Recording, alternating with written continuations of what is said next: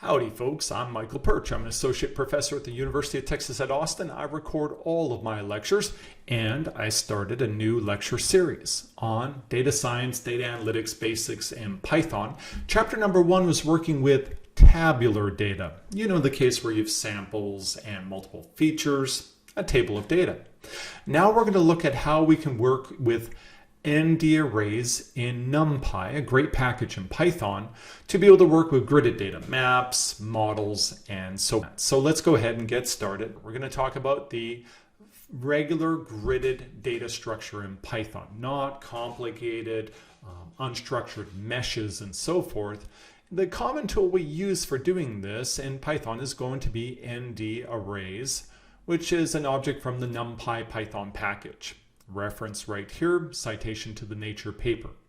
Tutorial is going to include all of the basic methods and operations that you would need to be able to build kind of common engineering, scientific type of workflows working with gridded data. And so you'd be able to build workflows for data checking and cleaning, data mining, inferential data analysis, building predictive models, all of this in order to accomplish data analytics, geostatistics, and machine learning. So that's my goal. I want to give you the very basics so you can get the job done.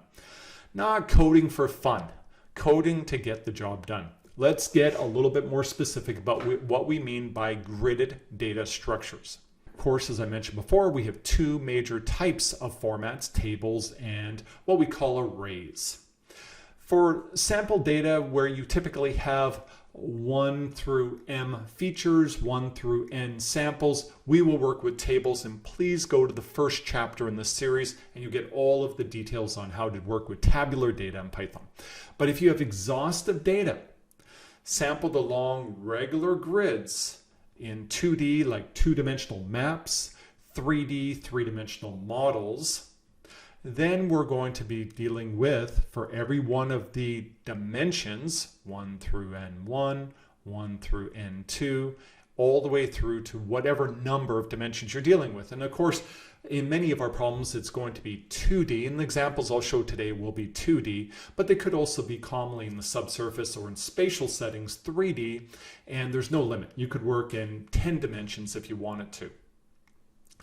It's always possible to add additional dimensions. It's always possible to add multiple features. In other words, if you have a two-dimensional array of feature x1, you could have another two-dimensional array that's coincidental with it, co-locate it with another feature. Of course, we could do that. Or you could have a three-dimensional array where it's actually 2 dimensions in space, but then another dimension is just the dimensionality of the number of features you have mapped in that space. So there's many ways that we can work with any number of dimensions, any number of features. What I'll show you today is two-dimensional and univariate, one feature.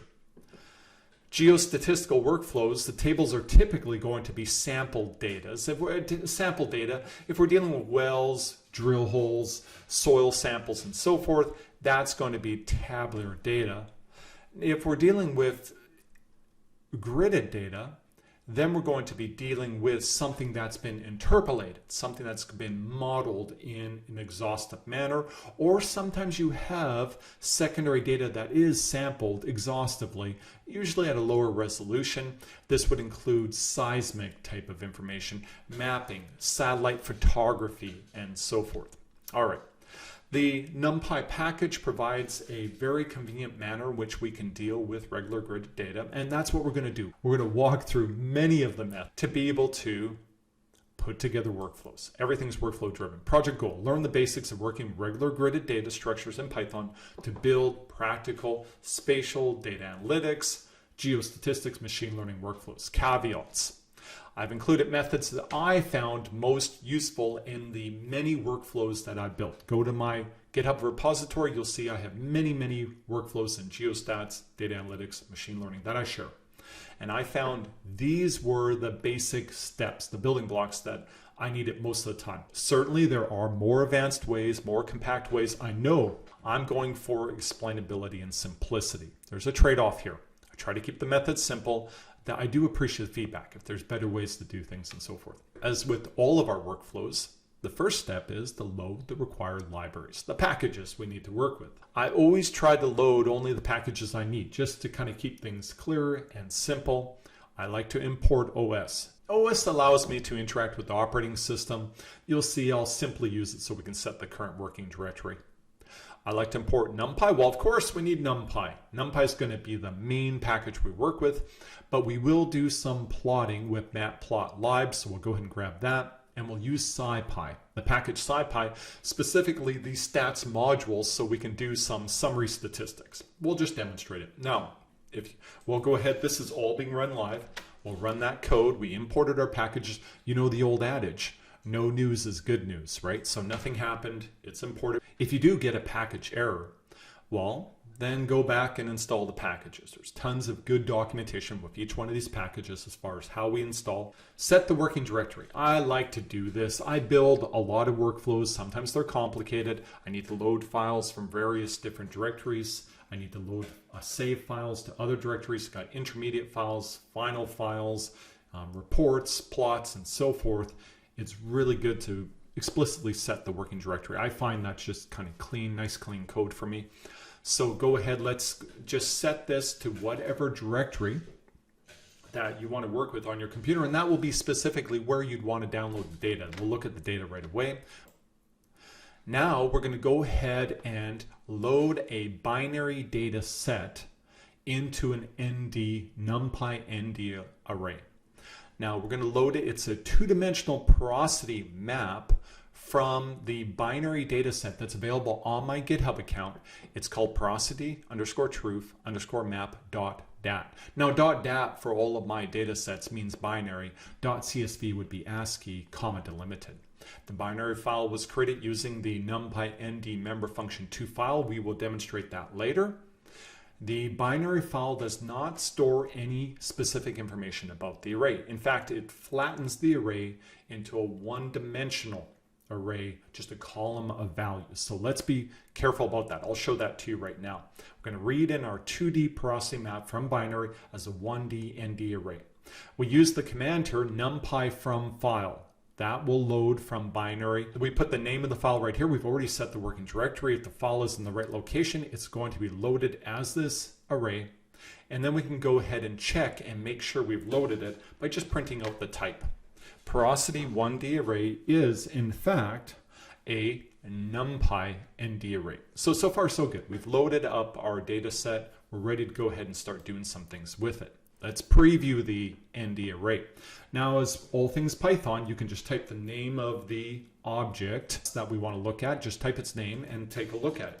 If we do that, what we're going to see is quite truncated. It's a big array. Spoiler alert, it's about 10,000 values, 100 by 100 array. And so we can go ahead and we do this preview. We'll see the first three, the last three values of the flattened array. The porosity values, they're in percentage. So we can see those values right there.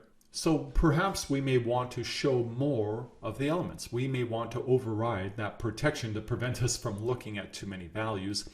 Well, what we can do is NumPy has a set print options function that's built in that will control how many elements we see. And there's a variety of ways to do this. One thing we can do is we can change the precision, the number of decimals that are viewed when we display the data, and that's useful.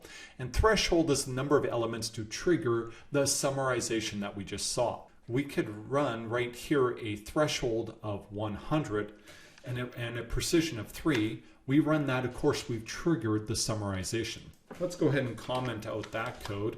Now the threshold is a very large value. So let's go ahead and run that and look at what we've done. We can now, if you like, you can preview 10,000 values all in a one-dimensional array. Okay, so this is useful if you want to go ahead and override and control the previewing and summarization. Okay, we'll just leave it like that so we don't end up looking at really big arrays later on in our workflow. How do we check the size and the dimension of our ND array? Well, that's really important. We want to know how big it is. If we're doing different types of operations, we're building a bunch of arrays, we need to be able to track and work with and check this all the time. We may have automated workflows where we load in an array, and we may want to be able to be flexible and change our workflow based on the size of the array. Well, it turns out that there is a member built in directly to ND arrays called shape. So that right there is a tuple. A tuple is just an immutable list of values, meaning you can't change them. And it's going to provide you the size or shape of the array. Okay, so let's go ahead and we run that command. Look at it. Not a big deal. This is 10,000 and it's one dimensional. It's literally a 10,000 by 1 array, which is technically a one-dimensional array or ND array. So this is a perfect opportunity to demonstrate the reshape function that is available in NumPy. It's simply just NumPy reshape parentheses. We can restore the loaded one-dimensional array, ND array, to a two-dimensional ND array. Now the inputs are simply going to be the original ND array and the new shape as an int or tuple of ints if you have multi-dimensions. In 2D, the standard Python ordering of the indices is going to be from left to right, from the top to the bottom. So it's like you're reading a page on a book. Now, you could work with different types of ordering or indice conventions by just switching or changing the parameter order equals, and you can set it as C for C-like or F for Fortran type indices. I recall from my days of working with Fortran, Fortran will start in the bottom left corner and work its way up. So the opposite direction as far as going from bottom to top now. So how do we do that? Very, very easy. We take NumPy, we loaded NumPy as NP, reshape function. We put the original array, the porosity 1D array that we loaded, and look at here, we have a list of values right here. That's fine. We've got a list of ints, 100 by 100. And if you check, we're just going to print out the results. Now remember, I showed you already, we can see the shape using the built-in member shape once we create it. And the first value will be the shape or dimensionality in Y. The second will be the dimensionality in X. And we'll just print all this out and see how it turned out. The porosity map, after we have reshaped it, has a shape of not 10,000 by 1, 100 by 100. So that's good. We got our map back. The 2D array that we have, and the array that we're working with, we looked at the Y and the X. Well, number of X cells, number of Y cells, 100 by 100. Okay, so we've got the array reshaped. That's good, that's good. So we're back to where we want to be. Now, sometimes you'll be in a situation where you want to go backward. You want to take something that's 2D and you just want to flatten it to one-dimensional column. There is a flatten command that is built in. Now, flatten is in fact a member function to the ND array. So my ND array dot flatten parentheses is what we're going to do. Now we're going to lose information on the NDness, information about the dimensions, the number of cells in each dimension and so forth, but that might be desirable in some cases. Let me give you an example. If you're doing simple summary statistics, I'll show you later, if you flatten first, you'll get the summary statistics for the entire data set. It won't try to do it by row or by column or something like that. I'll show you. We'll get into that. So here we go ahead. We'll take porosity map or flatten it from 2 dimensions back to 1 dimension. And let's go ahead and take a look at the shape after we do that. And we've done it. So after we flattened the porosity map, it now has a shape of 10,000 by 1. It is once again a one-dimensional ND array that we're working with. Okay, how do we read and write binary files? Let's close the loop. We've already gone ahead and loaded a binary file. Let's make sure that we're able to save it, and we'll demonstrate closing the loop by loading it back and doing a comparison. We're getting a little fancy here. Let's save as a binary map, read it back in, and check. We're going to compare the two ndarrays with the NumPy function array underscore equal parentheses. Now this is pretty cool because this allows us to check to see if the arrays have the same dimensions, have the same elements. We're going to build into it a quick reshape because we're going to load it back in as 1D, but we want to check it against the porosity map. So you'll see it right here. Okay, first of all, porosity map, that two-dimensional map is going to be saved out as a one-dimensional binary file. Okay, so 10,000 values in a binary file. Very good. Then we're going to go ahead and load it back in, porosity test. We're going to check to see if it's the same as the original porosity map after we built in a little reshape here to get it back to the right dimensionality.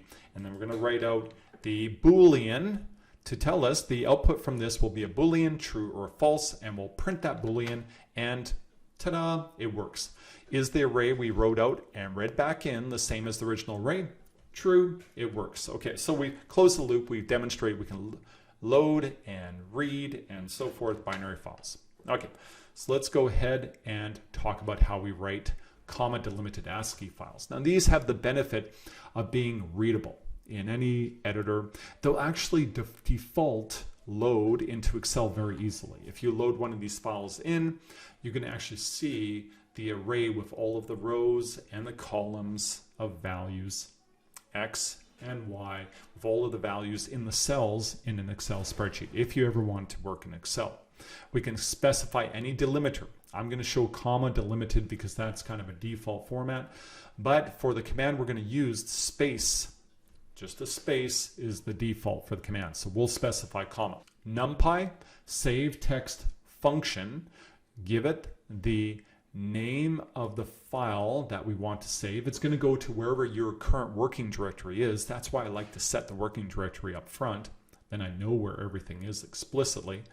And porosity map, the name of the 2D array we're setting out, and it's going to be a comma delimited file. So let's go ahead and run that. And if we run that, we've just saved out the file. Now, if you wanted to, you could actually go and find that file and open it up in any text editor, and you'll see right here, you got all of the values, they're comma delimited. They're going to be going across from the top, across the columns, then they go down the next row and so forth. So we got all the values right there. If I go ahead and just double click that, it'll in fact default load, the comma delimited file will load in Excel. And I could pan across here, there's going to be 100 in X, and there's going to be 100 and Y. You can see that right there, 1 through 100 values. So we can go ahead and save that file out, work with it in another workflow, load it up elsewhere. Maybe it's a temporary file we need to store because it was a big long run and we want to be able to rerun without having to go back and create that model again. There's lots of reasons we'd want to save out our files. Reading in the Ascii files is going to be very simple. A comma delimited file, we can load back the two-dimensional map that I just showed you and confirm that we have the same ndarray as we started with. We can go ahead and close the loop again. To do that, we can use the function from NumPy called load text. Name of the file, the delimiter. We do a NumPy array equal on the loaded back file right here, porosity map test versus the original porosity map. Now you'll notice we don't have to do a reshape now because our Ascii files, unlike the binary files, are not losing the information about the shape of the array, not in the case of 2D.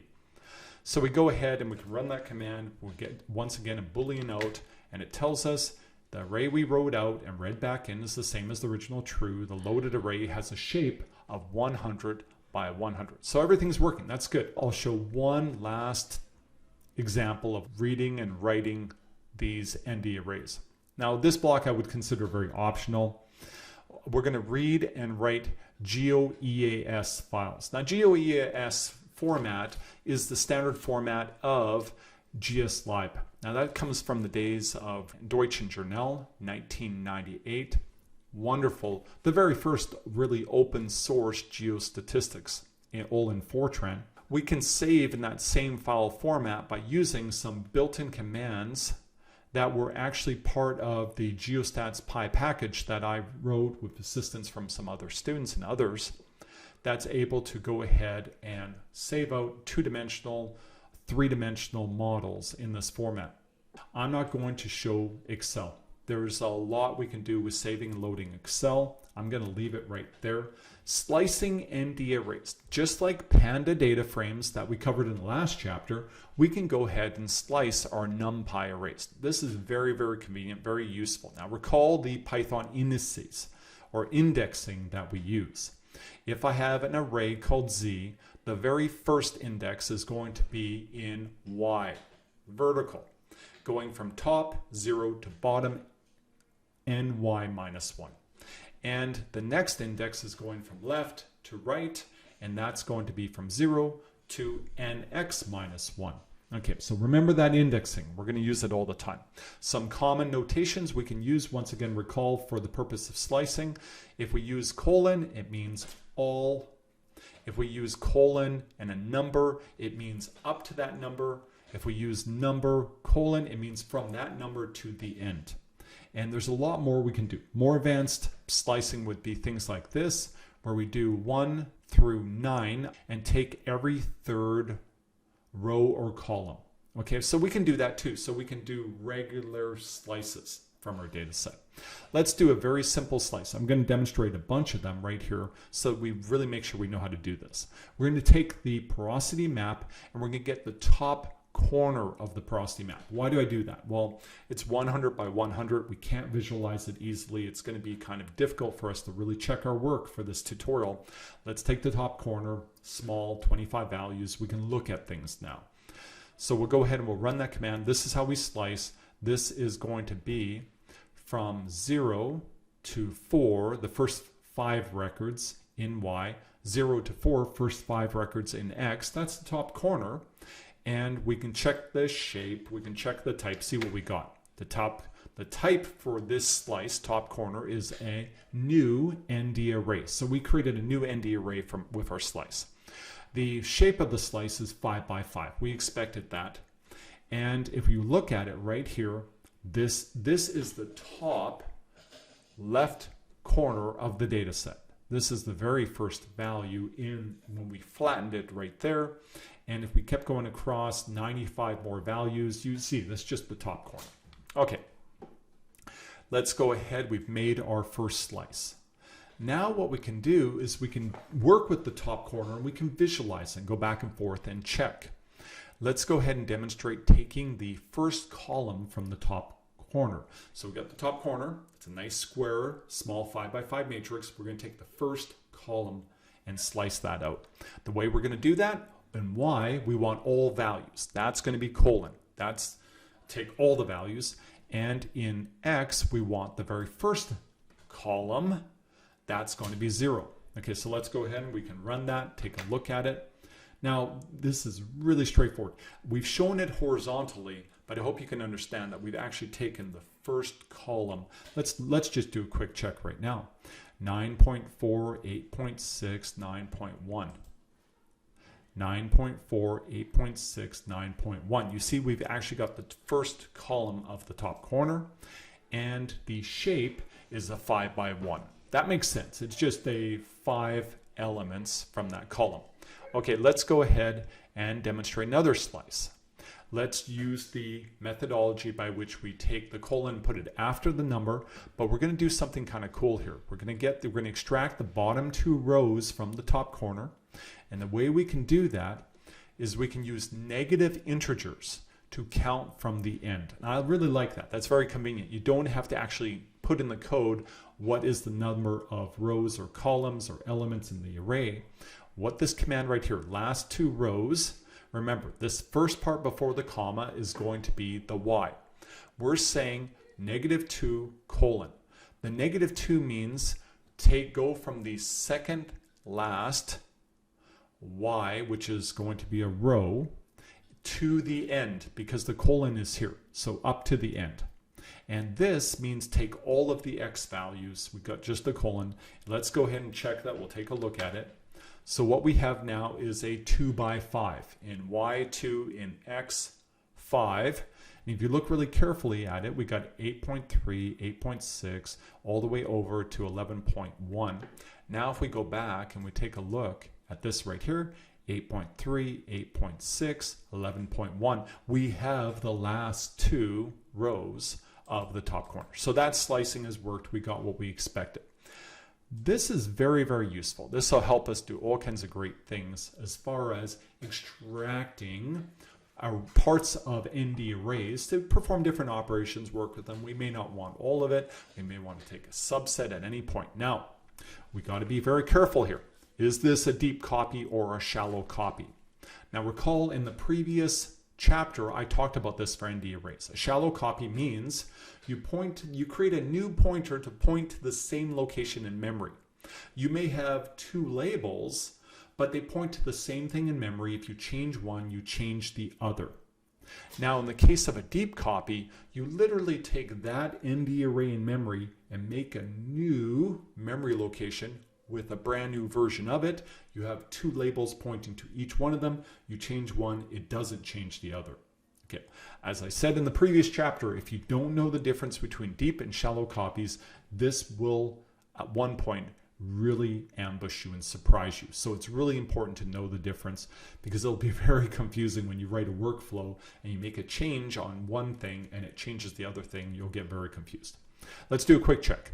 What we're going to do is we're going to take the bottom right corner of the porosity map. Now I want to demonstrate that. I thought that was really cool. We're simply going to take a 3 by 3. We go from the third last to the end. So we'll get the third last, second last, and the last. Third last, second last, and the last. That's the bottom corner 3 by 3 ndarray, bottom right corner. Then what we're going to do is we're going to change a value in that array. And then we're going to go ahead and look at the porosity map. Now let's go ahead and run that. So we changed the value at 2, 2. Now if you think about it, if we have a 3 by 3 array, 0, 1, 2, 0, 1, 2, 2 by 2 is going to be the value in the bottom right corner. So when we change that to -13, look what happened. We visualized the original porosity map. Although we made the change in the bottom right corner, which was a slice of that, that value has been updated to -13. That tells us that all of our slicing is in fact a shallow copy. Now to check and confirm, what I've done is I wrote the original value right there. So we did make an update to it. We are working with our slices are shallow copies. We confirmed slicing is a shallow copy, but I didn't really want to modify the original ndarray. So let's go ahead and we'll just go to the porosity map. This command right here is saying take the very last value in X and Y and change it to 10.866, which was the original value. This was a bit of a circle. There's a little bit extra work, but it did allow us to demonstrate shallow copies and a variety of different slicing methods. I think this is all very useful. How do we read elements from ndarrays? Well, here's an example where we extract a specific element. Very, very simple.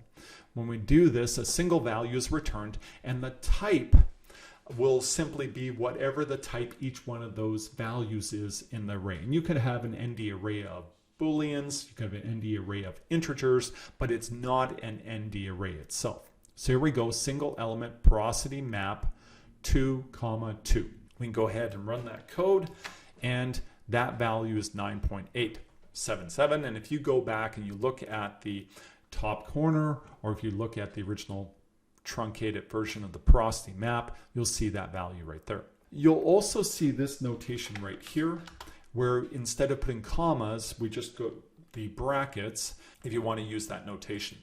How do we visualize ndarrays with a line plot? Well, by default, if we pass a two-dimensional ndarray to matplotlib.plot, the plot function, it will consider each column to be a separate line plot. Now, we've got 100 columns in our map. That would be very messy. But let's go ahead and demonstrate this. To prove that that's what happens, what we'll go ahead and do is we're going to pass porosity map. You'll notice we have all of the rows, but we're only going to pass the first 3, 0, 1, 2 columns. And we can do that. We'll pass that in and let's see what we get back from the plot. Now, you'll notice I put a little bit extra here. I do like to explicitly control the scale and size of plots. It's a thing I do when I plot. And then we have the show plot command here just to close the plot out. I like to do that. So here we go. We have the first 3 columns of the porosity map shown here as a line plot. That's pretty cool. That's pretty useful. And if we go ahead, if we were feeling really brave, we could do that. And we have all 100 separate columns as separate plots. Let me go ahead and get rid of that, but that was kind of fun to do. You can see that can get very noisy. When I do this type of plotting, I do prefer to be careful and to send each one of the lines separately to provide proper labels so I know what I'm looking at. And so what I demonstrate right here is I slice the very first, well, that's rows, that's columns, first column, and this is the very first row, and I just plot them and take a look, and I put proper formatting, and there we have the index number versus the porosity value in percentage, and we have the first column and the first row. So we can go ahead and plot our two-dimensional array as a series of one-dimensional line plots. You'll notice that I used a linspace command right here. Why did I do that?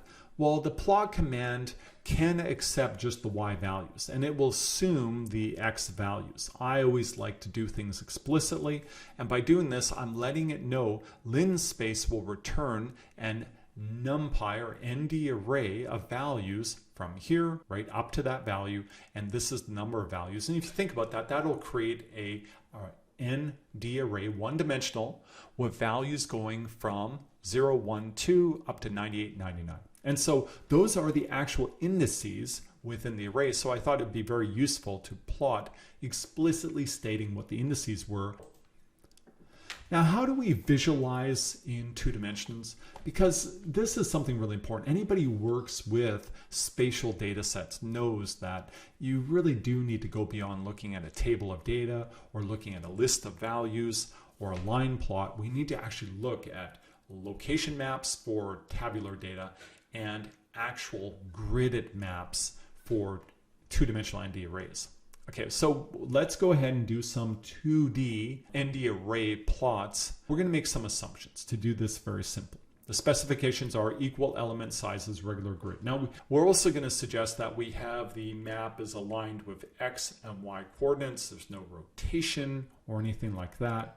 So then it makes it very simple to visualize. And all we have to do now is specify what's the minimum, maximum value in X, minimum, maximum value in Y. We'll specify the cell size. By doing that, now we know how many cells in X and Y, and we can specify things like a color bar. What's the minimum, what's the maximum value, and what type of color map? The answer is always Inferno, or any one of those color maps that's really built nicely to help people who have issues with visualizing colors, where they change with the tonality and the intensity and do not create bias. So Inferno is a good one, and it looks awesome. Okay, here's all of the specifications right here. Let's run that code. We now have that specified. Now we're ready to do some plotting. In the GeoStats.py package, I actually did reproduce or re-implement the pixel plot function. It's very easy. It's very simple and compact for creating simple two-dimensional maps, so I put it in there. It does use matplotlib functionality under the hood, and I'll show you right away. It's actually using the contour plot approach, and I'll show you that. It reads the indices correctly, but indicates when you look at the actual plot, it's going to indicate a lower left origin, the GeoEAS format. That's consistent with the GSLab approach, so that's why I did that. Let's go ahead and run that. The inputs in it are just going to be all of those specifications we talked about before, the labels for all of the axes, the color map, and so forth, and we get this plot right here. So what do you think? This is not a bad looking plot, actually. our porosity map. It's a contour plot, so there is some smoothing between the individual pixels. Now we've got to be careful about that. That's not really exactly what this data set looks like. It's interpolating the points in space, right? But we can see the overall structure. We can see that on our map we have a high porosity region, a high porosity region, low porosity region kind of here in the middle, and we could start to interpret it. Is it channelized? Is there, what exactly are we looking at? So this is one easy way to visualize. If you want to see what this looks like, if we were to go back to fundamental building blocks of Matplotlib and built this plot up from the ground up, this is all of the code that we would need to produce the same plot. What I hope you can see is that there's good reasons why I created that nice little function in the geostat.py package to be able to produce this plot. Let me just make a couple of comments to explain it. The input for contouring from Matplotlib, in fact, is a two-dimensional array with all of the values, but it also expects a two-dimensional array with all the X locations, two-dimensional array with all the Y locations. We don't have that, but we can use the NumPy functionality mesh grid to create the X and Y coordinates as convenient two-dimensional arrays. So we'll go ahead and do that. Then we can feed all of that in. It's very rational after that into the contour command. The only one thing I'll point out here is that when you're doing contouring, you have a choice of how many contours to use. By using a lot of contours, you're going to see a continuous behavior. Very few contours, it's going to become binned. I'll show you what that looks like. The rest of this is just labeling, putting the color bar on. Let's go ahead and run it. I'll run it again to get it nicely centered right there. And I hope you can see it looks exactly the same as we saw before. Let me just show you what happens if we decrease. Remember, lin space is going to be from here to here, and this is the number of intervals. If we run that again, can you see what happened? It becomes binned. Look at the color bar right here. There's only 10 values, and you can see if you go ahead and you change it even more, you can see now it's becoming extremely binned. So this is kind of fun. If you work with photo editing programs, I believe this filter would be called posterization, where you bin the colors or the colors within the image. Let's go ahead and change that back to 100, and we get the plot that looked like before. That's why we had the one-line function. I like to use another command in Matplotlib to visualize gridded data from ndarrays, and that's imshow. And the reason I like imshow is because it actually visualizes the values in the ndarray simply binned up by cell, so you can actually see the cells. Assuming constant value over the cell, no interpolation, you actually see the array. The command is matplotlib imshow the two-dimensional array. Look how easy that is. That's very, very simple. The min, the max values, the color map. And then the rest of this is just all labels, color bar, and so forth. Let's go ahead and take a look at that. Look very careful. Can you see it? That is, in fact, you see the pixelation? Each one of those pixels, in fact, is a cell in the ND array. Pretty cool stuff. I like that. No bias, no smoothing, all very straightforward. Visualizing ND arrays. Okay, now let's talk about summary statistics from ND arrays. We're going to try some summary statistics from SciPy. SciPy has a great functionality. We can take the stats module and we can do describe. And describe will give us a bunch of summary statistics. We're going to give it the entire map as a one-dimensional array with all of the 10,000 values because we want the summary statistics over the entire thing. So let's go ahead and run that. If we run it, look at what we get right there. We get the number of observations, 10,000. We get the min, max, the mean, the variance, the skewness, the kurtosis. Let's go ahead and let me just demonstrate for you what would happen if we remove the flatten command. What's your hypothesis? It's going to treat every one of the columns as a new feature it should work with. And look at what happened. For all of the statistics, there's going to be 100 separate measurements for each one of the columns in the data set, and there's 100 observations in each. Okay, so it gets a little bit well, first of all, we didn't want summary statistics by column of our porosity map. Not really. It wouldn't really be helpful to us in most of our workflows. Maybe if you were doing some type of trend modeling, you could do that. All right, so this is a very simple way that we can get a bunch of summary statistics. But of course, there's more than one way to get summary statistics.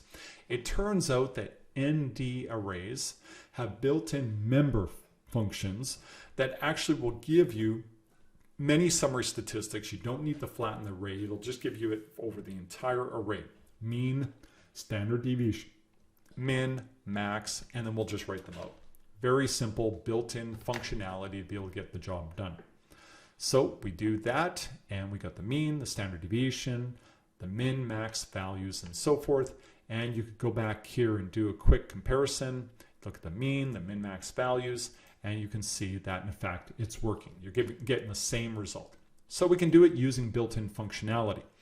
The member functions for ndarrays, but NumPy has functions also that will accept ndarrays as arguments for even more statistics. I find these very useful. I use them all the time. And NumPy mean will give you the mean of an array no matter what the dimensionality is. It flattens it internally. You can get percentile values. I do that all the time with my plotting.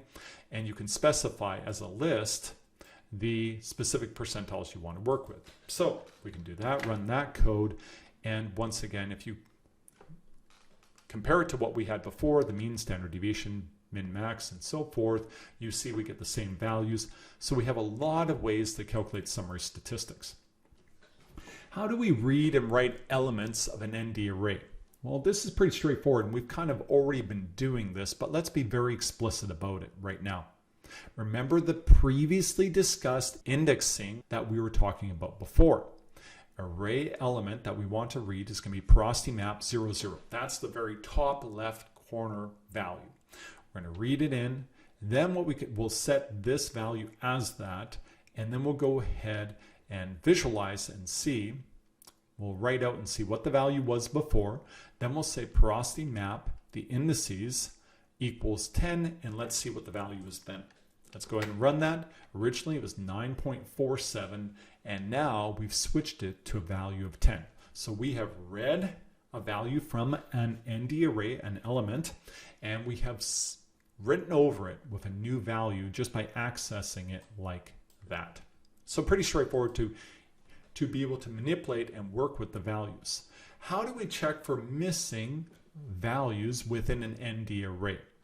Well, our problem is right now we don't have any missing values, so we're going to have to give ourselves some missing values.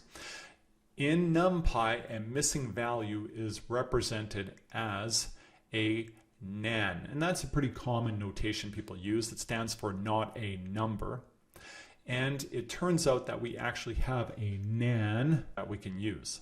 We use the NumPy function numpy.isNan to return a Boolean array of the same size as the original array, but it's going to be true and false. True if it's a nan, false if it's not a nan in that specific element.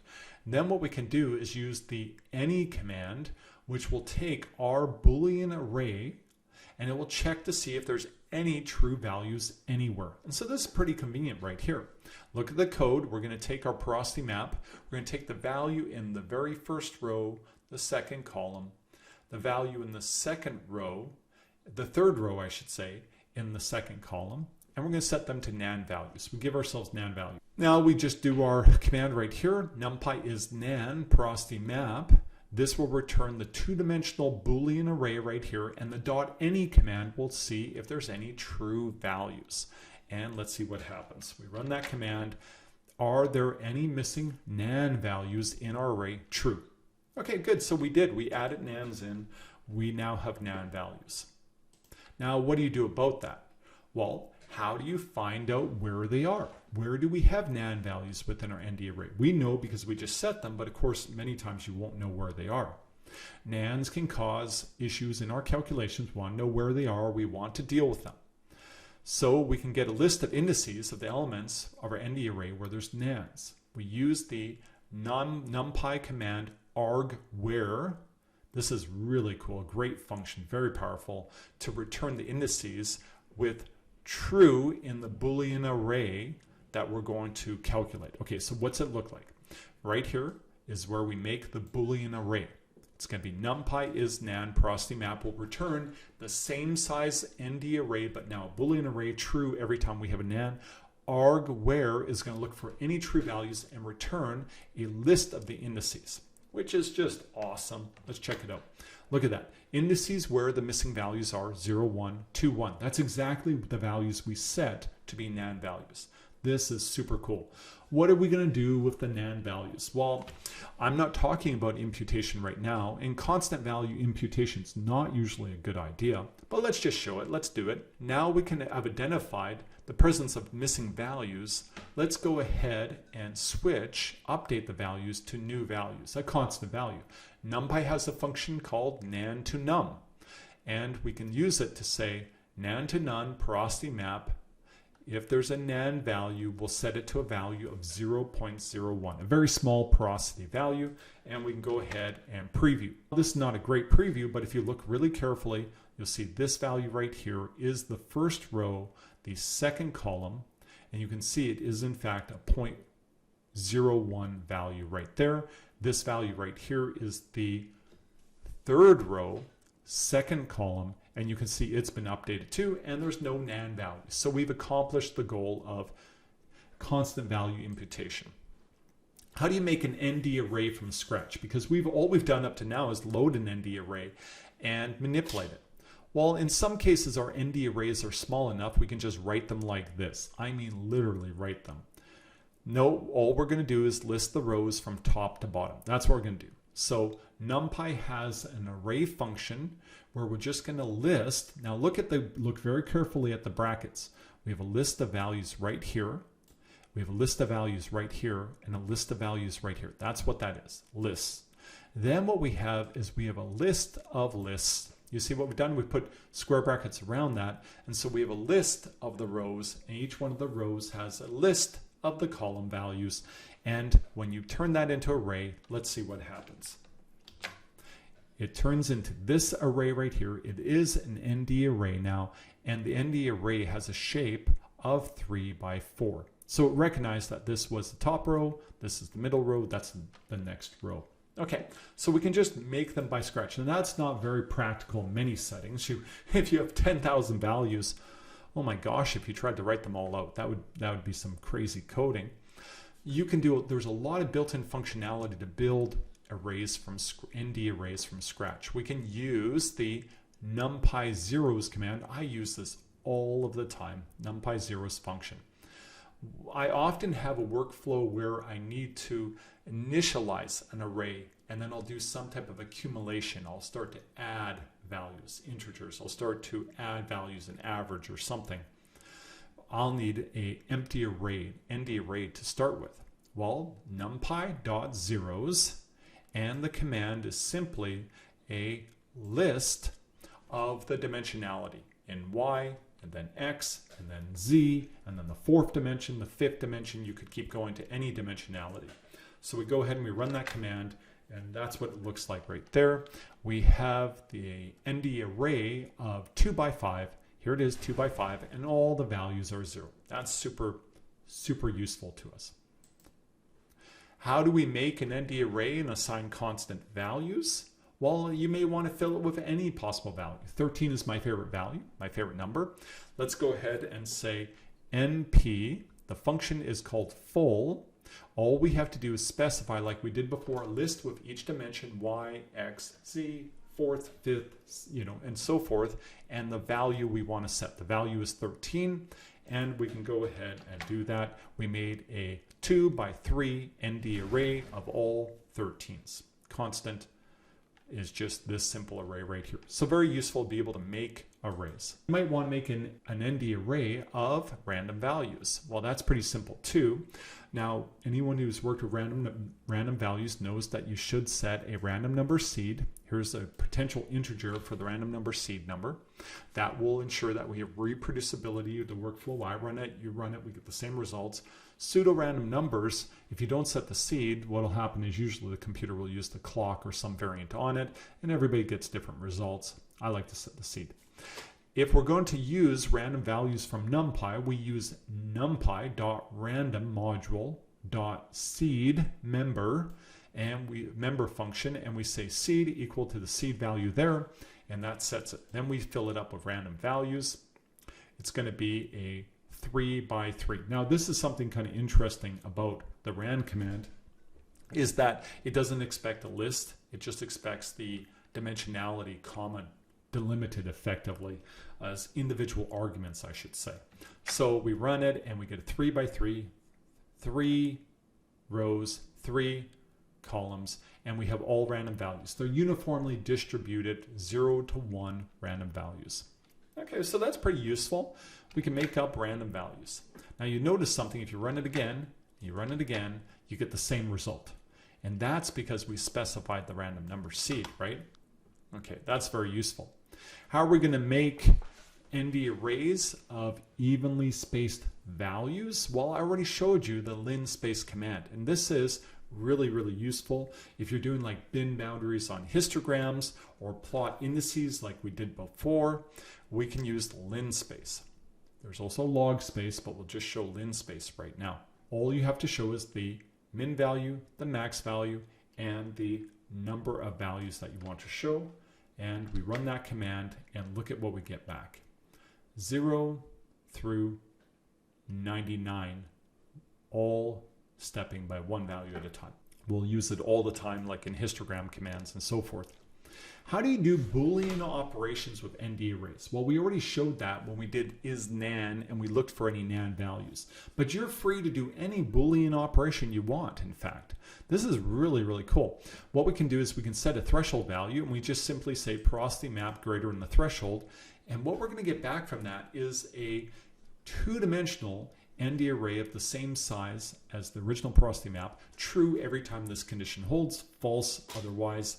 And we go ahead and plot that. Now when we plot it, the true values will appear as a 1, the false values appear as a 0. So we can take a look and see what that looks like. Let me just center that. If you look at the original map right here, and then when we plot it based on this threshold of porosity of about 11% right there, these are all the locations, values which that holds as true, 1. False is the 0, black. And if you look really carefully, you'll see a little bit of red and some other colors in between. That is the bit of interpolation going on from the contouring program. If we used IMShow, we would not have that. But I've just shown it here in this case using the simple plotting method. So we can do Boolean commands very simply. Boolean operations with ndarrays. How do we extract samples based on a two-dimensional Boolean array the same size as the original array? We can do that too, and this is really, really cool. Let's show you a very simple example so that we can really see what's going on. We pass a Boolean array to the original ndarray, and the output is a one-dimensional array only with the elements for which you had true. Isn't that really cool? I really like that. I think that's great. Okay, so let's make a very simple 2 by 2 array. You see that? This is the first row, the second row, right? The original array will plot it. Then what we're going to do is we're going to make up a Boolean array. The top left corner is going to be true, the bottom right corner is going to be true, and the rest are false. And then what we're going to do is we're going to apply the Boolean array to the original array, and we're going to get back only the values in a one-dimensional array at which you had true. And this is, so let's go ahead and confirm that. The original array, 1, 2, 3, 4, a 2 by 2 array. The Boolean array, true, false, false, true. Okay, now what we do is we go ahead and we apply that Boolean array to the original array, and the output is going to be 1 and 4. That's what we extract. The true values are going to be a one-dimensional array of this was true. You see that? True in the top left corner, true in the bottom right corner. So if we do any Boolean operation, we can then extract those values for which that condition held, which is very cool if you want to try to do some type of conditional statistics. You could do multiple Booleans combined together with and or, and you can build lots of complicated workflows. Let me show you what we can do with this.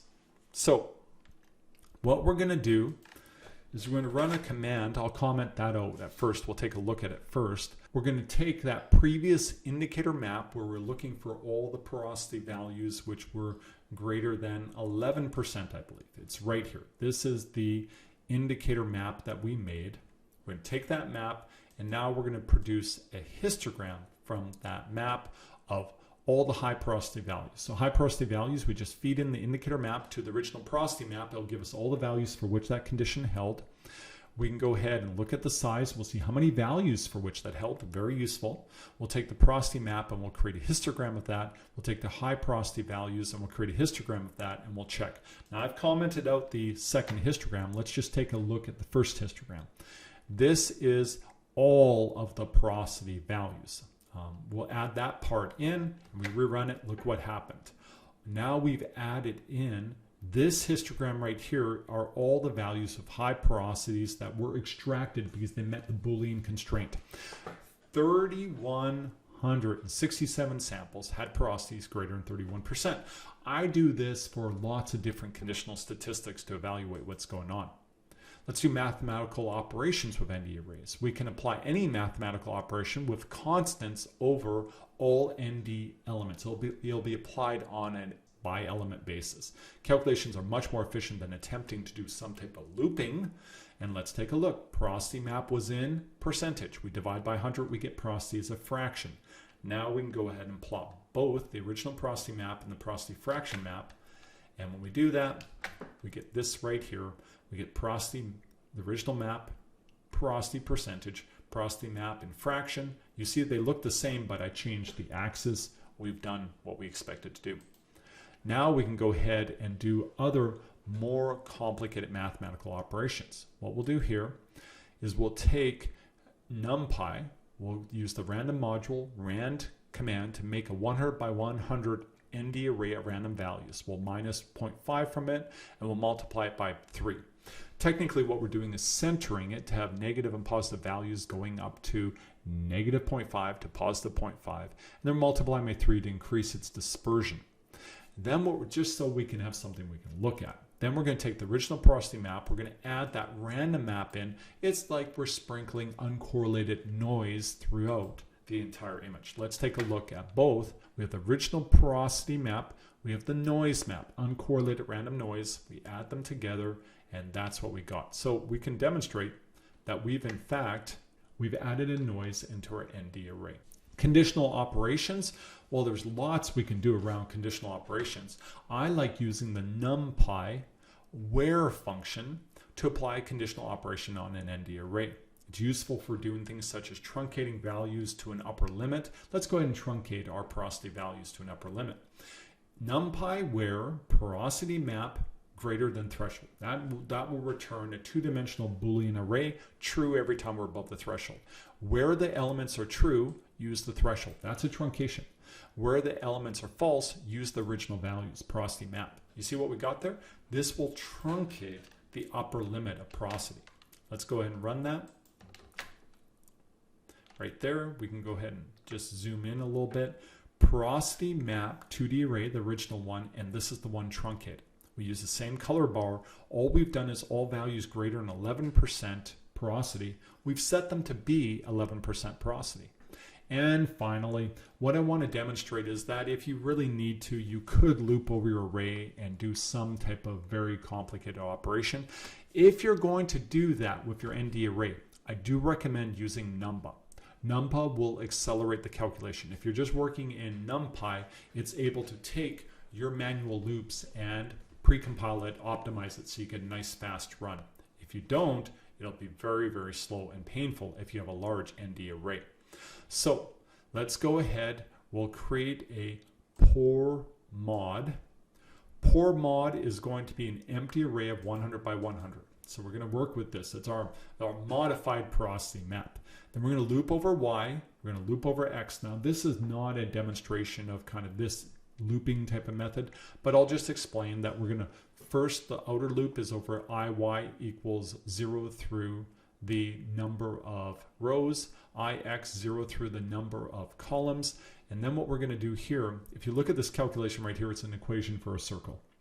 So we're simply going to look for if the value is within the circle, keep the value, otherwise don't, leave it, let it go to 0. What have we done? Very simple. All we've done is just removed all values outside of the circle.